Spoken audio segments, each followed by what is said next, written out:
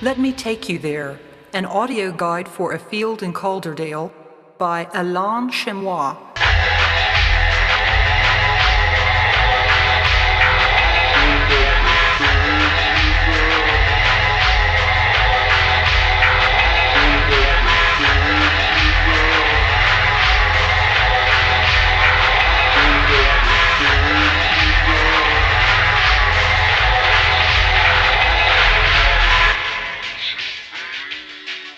Please make your way to Calderdale, West Yorkshire, in the north of England, preferably in winter time, and avail yourself of stout footwear. Once you arrive in Calderdale, go to Hebden Bridge and make your way to the Hardcastle Crags National Trust car park. Outside of the car park and over the bridge is a toilet building, and to the right of this a steep path marked Calderdale Way. Make your way along this path until you reach a large iron gate marked Haworth Old Road. Lift up the chain that holds the gate and make your way along this path for around 100 metres until you reach the 5th telegraph pole on your left. As you stop on the path, turn to your right and you'll see a steeply inclined field with a black stone wall at the far end, with tall trees behind the wall. Please stay here for the full duration of this guide. Well, you've got your favourite bread.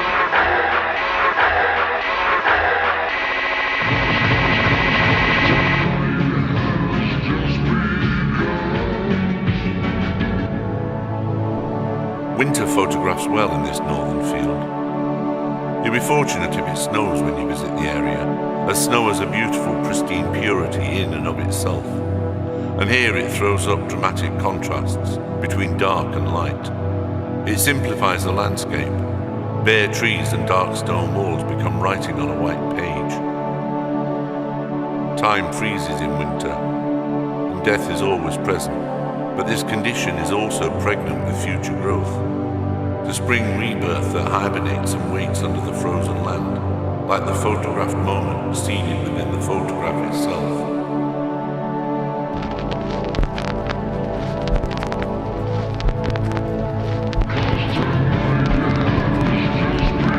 Documentary shown in 1980 by Granada Television about two northern landscape photographers. Part of the programme documents the photographer Charlie Meecham taking a 5x4 plate camera photograph of the landscape near his home in Hebden Bridge, a few miles south of Top Withens, the landscape inspiration for Emily Bronte's Wuthering Heights.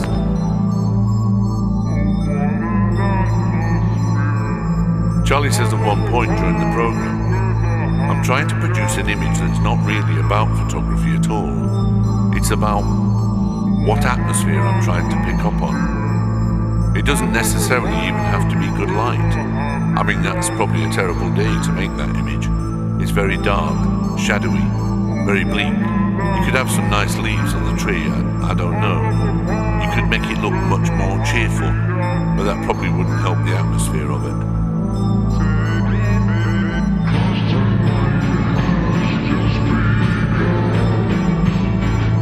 At the start of the documentary, Charlie and the narrator of the programme, Daniel Meadows, venture out into the snow-covered valley to search for inspiration. Charlie has short, dark hair that probably looks darker than it is against the snow, and has a small face with handsome features. Daniel, who's also a photographer, and who's considerably taller than Charlie, has slightly longer, slightly lighter brown hair, and has a longer nose and face. Suddenly Charlie stops in front of a scene, which the TV camera doesn't show us, and says, "Yeah, try one." He takes off the backpack that carries his plate camera and tripod. Daniel asks, "Do you want a hand?" But a curt no is the simple reply.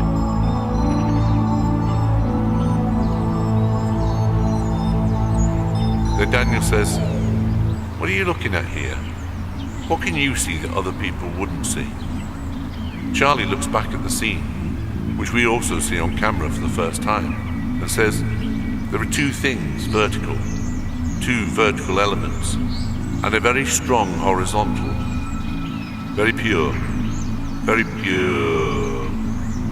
Daniel says, "The trees and the spiky bits of grass are the verticals. Charlie continues, half ignoring Daniel. Yes. And also monochromatic. Very little colour. In fact, what colour there is going to be lost. The location that Charlie is about to photograph is the field, wall and trees straight ahead of you. Charlie's view of it back then was almost black and white, and split into two nearly equal halves. The top half consisted of tall trees behind a low black stone wall. The side of a steep hill can be seen through the trees, and part of a grey sky above them. The bottom of the scene was filled only by snow, punctuated by spikes of vegetation. The view makes me think of a fragment of a diary I read once, describing a train journey into exile, through the frozen Russian landscape that defeated Napoleon and Hitler. Leon Trotsky was expelled from the Soviet Union in 1928, and on the way to his ship in Odessa, his train was stopped on the sideline for 12 days. Near a dead little station, Trotsky relates to his diary. There it sank into a coma between two thin stretches of woods. Our engine keeps rolling backwards and forwards to avoid freezing. We do not know where we are. Charlie's view of the field you're standing in may have been very similar to the view out of Trotsky's train window during those 12 days. Days in which the whole of history seemed paused, frozen.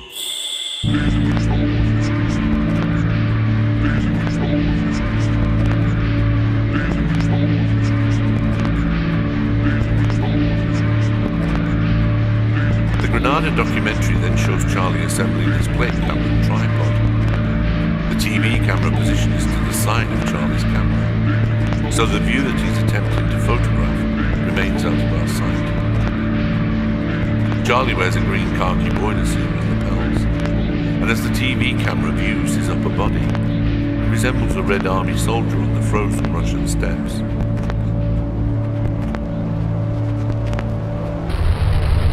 There's a poem by Ted Hughes, published in 1957, called 6 Young Men, about another photograph taken in Calderdale. It described an image of 6 youths sitting in the landscape at Numbed Falls near Hebden Bridge, just before the First World War, before they all went to Rochdale, a few miles to the south, and joined the Lancashire Fusiliers.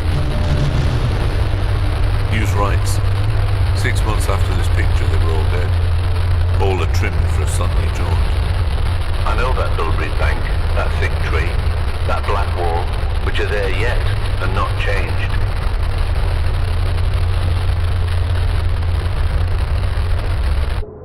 In winter 1979, the same winter that the Granada documentary was filmed, another 6 young men travelled to Rochdale, to Cargo Recording Studios.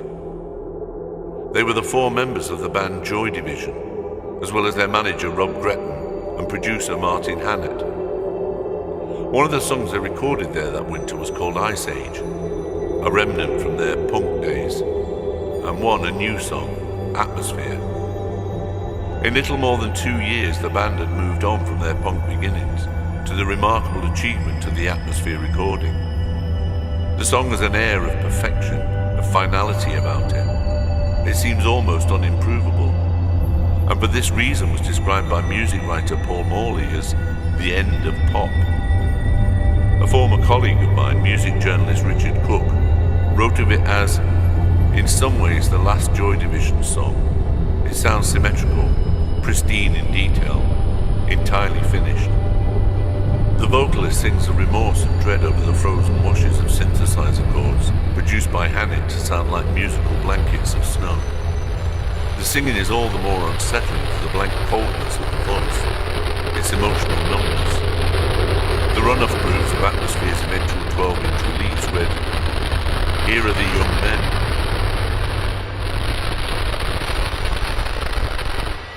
But where have they been?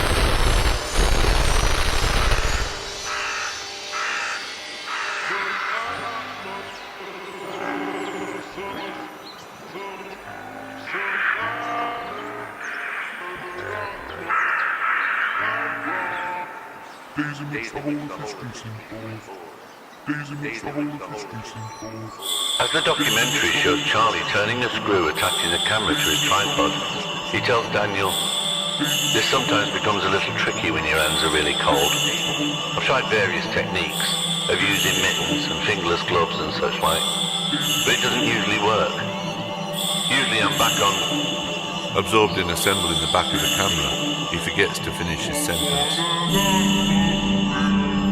Sylvia Plath also wrote a poem about this harsh landscape, a 1957 poem entitled Hardcastle Crags, about the humped indifferent iron of its hills and its pastures bordered by black stone set on black stone.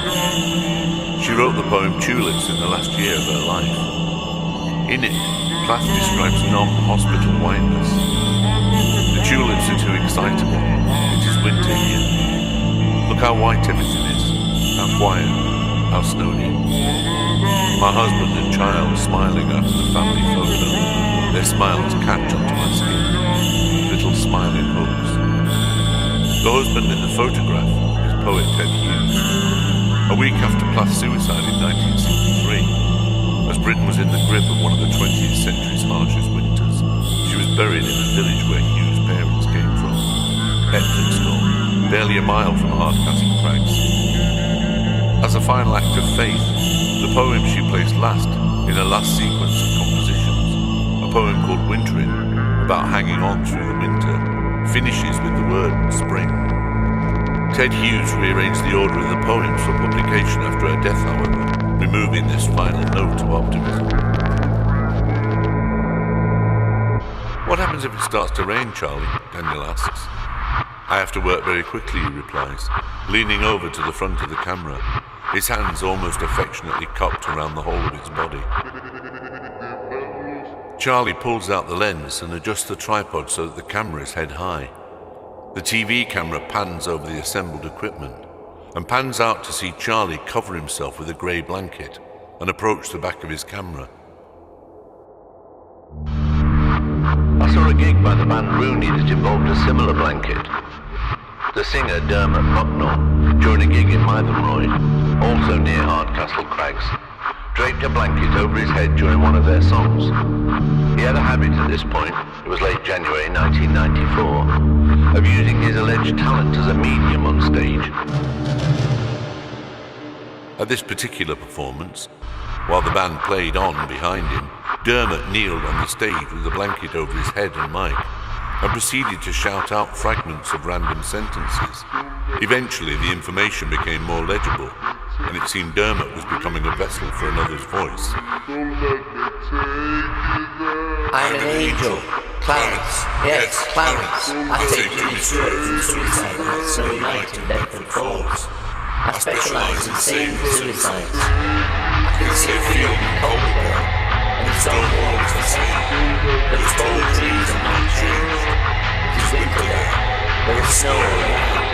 Let me take you there. He then shouted out even louder than before, Let me take you there. Then Dermot suddenly screamed at the top of his voice some lyrics from the 1984 party hit Atmosphere by the Northern comic Russ Abbot. I want an atmosphere. I love a party with a happy atmosphere. So let me take you there, and you and I'll be dancing in the cool night air.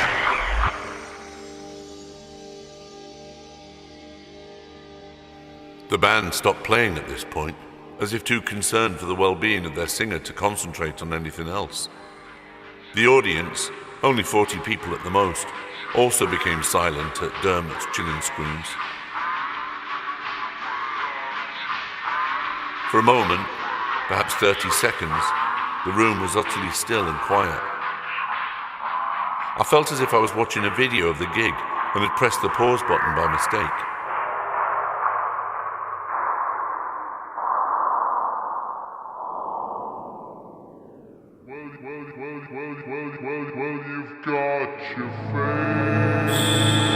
Oh yeah, that's not looking too bad at all, Charlie says from underneath the blanket, as he looks at the inverted image and adjusts the camera as he does so.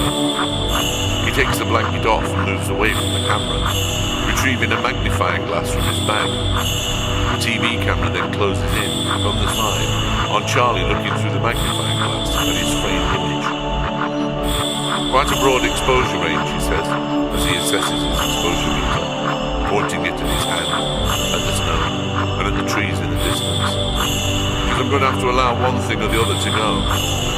I want to keep the snow white and keep as much detail as possible. In the Joy Division song Atmosphere, a crystal ring of chimes punctuates the end of each verse, sounding like the aural equivalent of frosted branches, suddenly shifted by a gust of wind. Richard Cook wrote, "The tremble in the closing chords brings a shiver as one recalls the sleeve of the reissued 12-inch, a snow scene, empty, virginally white." 6 months after recording the song in that wintry Pennine studio, the singer, Ian Curtis, was dead. The photograph referred to by Cook on the cover of the Atmosphere 12-inch released in September 1980, 4 months after Curtis's suicide, is Charlie's photograph, the taking of which is documented in the Granada TV program, the subject of which is straight ahead of you.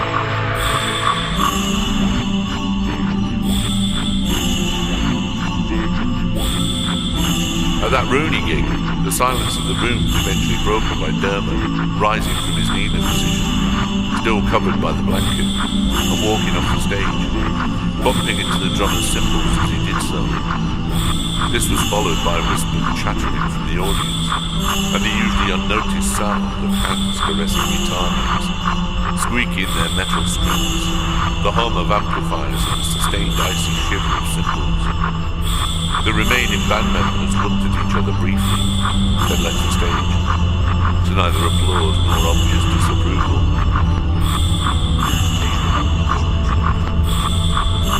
In the Granada documentary, we see Daniel looking admiringly on, head propped on his fist.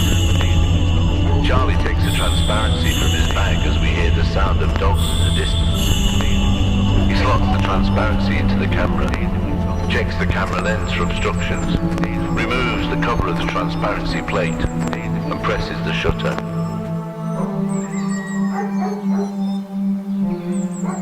The TV picture then fades to a shot of the printed photograph, as we hear the sound of distant barking, gradually fading.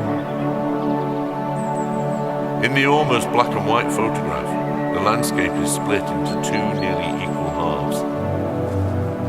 The top half consists of tall trees behind a low, black stone wall. The side of a steep hill can be seen through the trees, and part of a grey sky above them.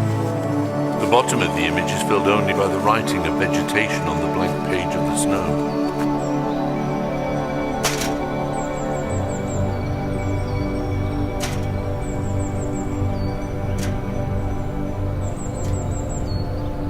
Thank you for coming to this field and listening to this guide.